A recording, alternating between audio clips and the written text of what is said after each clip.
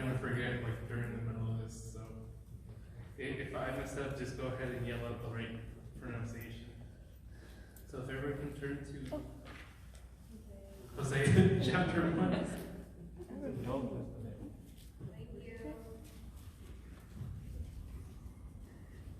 Alright. Is everybody there? Can you say it one more time? Oh, it's going to be Hosea chapter 1. Okay.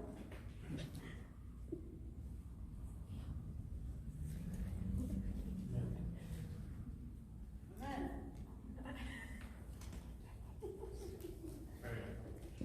So, just to let you guys know, for today we're going to go through chapters 1, 2, and 3. If I can do it fast enough. So if everybody's there, I'm going to start reading. We're going to be reading verses 1 through 9 first. So the word of the Lord that came to Hosea, the son of Beeri, in the days of Uzziah, Jotham, Ahaz, and Hezekiah, kings of Judah, and in the days of Jeroboam, the son of Joash, king of Israel. And then this is where Hosea is really introduced. When the Lord began to speak to Hosea, the Lord said to Hosea, "Go take yourself a wife of harlotry and children of harlotry, for the land has committed great harlotry by departing from the Lord." So he went and took Gomer, the daughter of Diblaim, and she conceived and bore him a son. Then the Lord said to him, "Call his name Jezreel, for in a little while I will avenge the bloodshed of Jezreel on the house of Jehu, and bring an end to the kingdom of the house of Israel. It shall come to pass in that day that I will break down the bow of Israel in the valley of Jezreel." So I'm going to stop there with verse 5. So just to give a little bit of context of what's going on and how this ties into love, God is calling Hosea to marry a harlot, which, in other translations it would be a prostitute, somebody who's just not really marriage material in a lot of people's eyes. And so throughout this whole story, Hosea is, kind of playing like God's part in the life of Israel, and then Gomer is playing Israel. So to simplify a little bit, Hosea is the one who's there, who's supposed to be this great example of love, and then for Gomer, she is just the unfaithful wife. So for the most part of this story, God is trying to show himself through Hosea and through the actions that he's having him take, and also just with his own character. So for the first child, Jezreel, his name means God plants or God sows. So it's talking about how Israel's going to fall and their bow is going to be broken, which is Israel's military power. So, right here we don't really see God being like super loving on them. We're more like, hey, like what exactly have they been doing? So verse 6 to 9 reads, "And she conceived again and bore a daughter. And God said to him, Call her name Leruhamah, for I will no longer have mercy on the house of Israel, but I will utterly take them away. Yet I will have mercy on the house of Judah, will save them by the Lord their God, and will not save them by bow, nor by sword or battle, by horses or horsemen." And then I'm just going to read the last child. So now when she had weaned Leruhamah, she conceived and bore a son. Then God said, "Call his name Rohami, for you are not my people, and I will not be your God."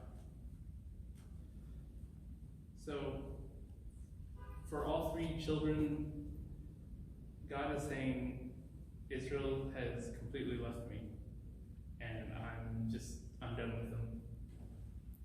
But, for Judah, I'm a holdout for them, because they're the chosen of the chosen, and I'm gonna keep them a part of myself. I'm gonna protect them, and they're gonna know that it's me and nobody else that protected them. So I'm just gonna read the last part, which is verses 10 and 11. This is talking about the restoration of Israel. Yet the number of the children of Israel shall be as the sand of the sea, which cannot be measured or numbered. And it shall come to pass in the place where it was said to them, you are not my people. There it has been said to them, you are the sons of the living God. Then the children of Judah and the children of Israel shall be gathered together and appoint for themselves one head, and they shall come up out of the land, for great will be the day of judgment. So, God is basically saying, I'm going to put them through all this because of what they've put me through, but just because, I'm pushing them away does not mean I'm going to bring them back to me.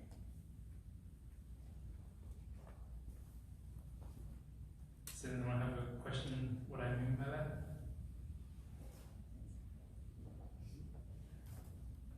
No? All right.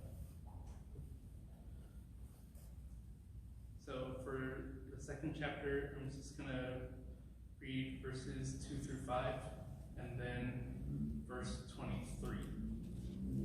So 2 through 5 reads, bring charges against your mother, bring charges, for she is not my wife, nor am I her husband. Let her put away her harlotries from her sight, and her adulteries from between her breasts, lest I strip her naked and expose her as in the day she was born, and make her like a wilderness, and set her like a dry land, and slay her with thirst. I will not have mercy on her children, for they are the children of harlotry. For their mother has played the harlot, she has conceived them, has behaved shamefully. For she said, I will not go after my lovers, who give me my bread and my water, my wool and my linen, my oil and my drink. So throughout these verses, God is still just kind of repeating what he was saying, that his people have left him and they've ran away from him.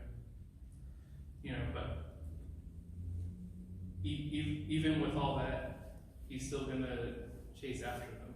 He's just going to give them a little bit of time to do what they think is right, and then he's going to come in and bring them out of, their despair, out of their harlotry, and show them his actual true love, instead of them running around seeking it from other people. So if you can go to verse 23. Then I will sow her for myself in the earth, and I will have mercy on her who had not obtained mercy. Then I will say to those who were not my people, you are my people, and they shall say, you are my God. So, like I was saying, God is going to come and restore. He's gonna restore them in his loving patience. He's going to bring them back full of joy to have them as his people again. And then they will receive mercy in the end. So he's basically saying, look, I'm going to let you do what you want to do, but I'm not just going to abandon you. I'm going to let you run, but I'm still going to run after you. So if I could have you guys turn to chapter 3, and then I'm just going to read it all again, and then I'll dissect it. So it reads, Then the Lord said to me being Hosea, her husband, then the Lord said to me, go again, love a woman who is loved by a lover and is committing adultery, just like the love of the Lord for the children of Israel, who look to other gods and love the raisin cakes of the pagans. So I, being Hosea, brought bought her for myself for 15 shekels of silver, and 1.5 homers of barley. And I said to her, you shall stay with me many days. You shall not play the harlot, nor shall you have a man, so too will I be towards you. For the children of Israel shall abide many days without king or prince, without sacrifice or sacred pillar, without ephod or teraphim. Afterward, the children of Israel shall return and seek the Lord their God and David their king. They shall fear the Lord and his goodness in the latter days. So, I've seen like movies of, Hosea and Gomer, and they always stretch it out like super long. So when I was getting ready to do the study, I was actually like really surprised. I'm like, this is super short, like super, super short. But like as I was reading, because there's 14, I think there was 14 chapters altogether. Somebody double check that.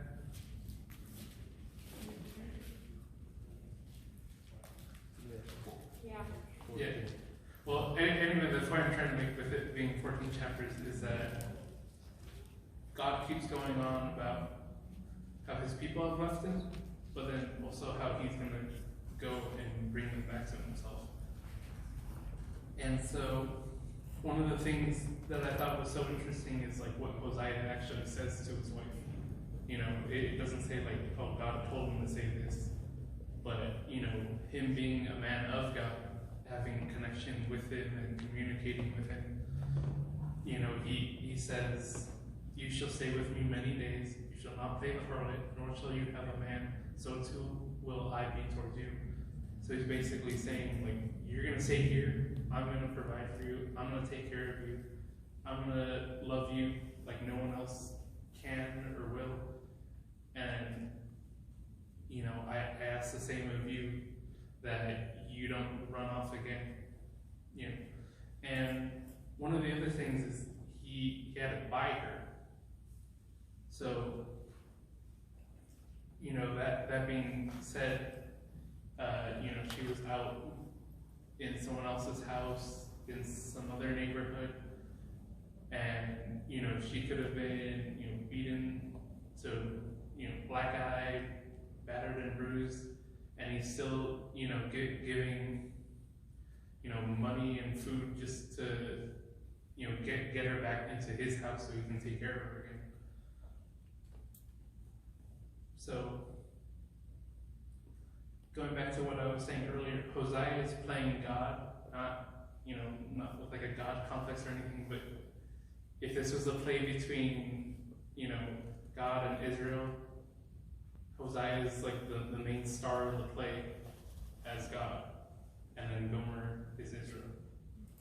So Hosea is playing God and declares that they will be together, that she will only love him and he will always do the same.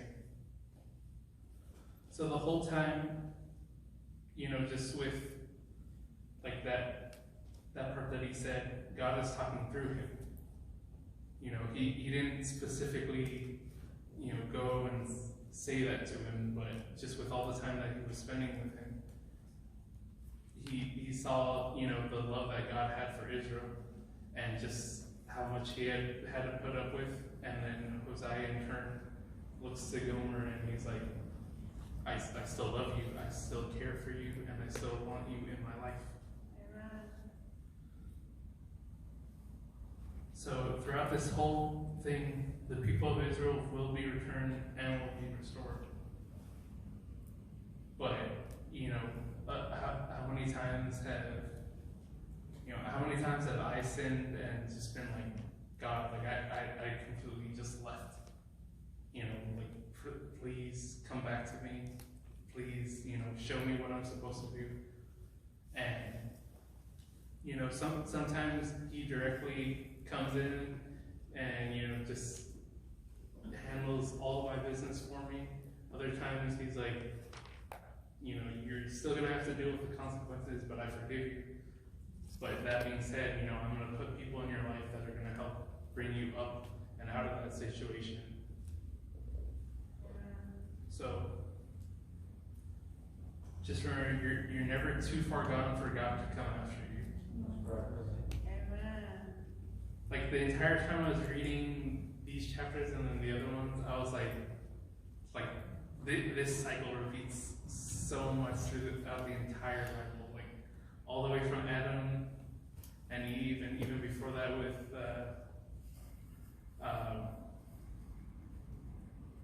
where God has all knowledge beforehand and future, that even before he put a single drop of water on earth, he was like, I know what these human beings, these people that I love are going to do to me, but I still want to give them the choice to come after me, and I'm always going to be coming after them. Amen. And it's not like he's coming after us like a jaguar goes after like whatever, some jungle bird, but that he's more in the sense of like the Terminator when he became a good guy, where he's a shield when you need him. He's there to fight for you, and nothing's gonna take him down. Well, I mean, in the case of Terminator, we all know like he can be taken down. But I'm saying for God, a little robot, a little fire is not gonna stop him. So, just a lot of times we can call ourselves, such and such thing, or I'm like the worst sinner of all. Other people, do such and such thing, and they're better off than me. And a lot of times we like to throw ourselves like pity parties, or at least sometimes, and a lot of times I like to do that for myself, where I'm just like, oh, it was me. Like, how could this happen to me? I did everything the right way and it still fell apart. And, at the end of the day, like, I'm so happy that God is God, that I can look to him and be like, look, not only do you have it all figured out, but you're the one who actually like orchestrates it and makes everything fall into place, builds it up, tears it down. And, as much as I try and control my own life, there you are, molding it, shaping it with loving hands. Every once in a while you gotta get like a little tough and like really push me in a certain direction. And I don't know how Hosea did what he did, where he showed God's perfect love to Gomer. I've heard like this one song where this guy's like kind of saying the same thing, where he's like, I don't know how you could possibly do that. Like if it was me, I would have like gone and beat up her lover. I would have done like just horrible things to him. And like you show so much mercy to her and to that guy. So in closing, God loves you in the most perfect love that there is. It's unconditional, and he runs after you every day. His mercy is new every day, and he's working on you and he's restoring you. Can I get an amen?